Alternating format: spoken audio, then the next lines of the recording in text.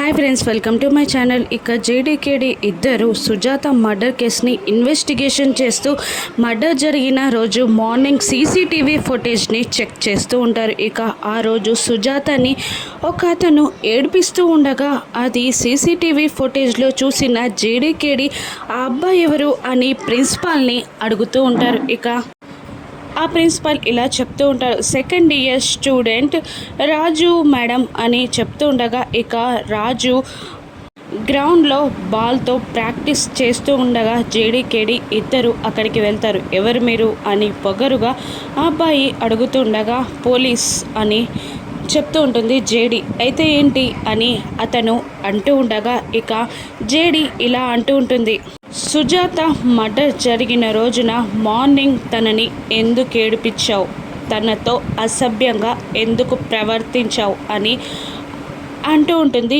JD. ఇక ఇదంతా నేను ఇన్వెస్టిగేషన్కి నా ప్రాక్టీస్ అయిపోయాక వస్తాను అని పొగరుగా మాట్లాడుతుంటాడు అతను. ఇక బాల్ పైకి అతను ఎగిరివేస్తూ ఉండగా ఇక కేడి ఆ బాల్ని దూరంగా విసిరేస్తాడు.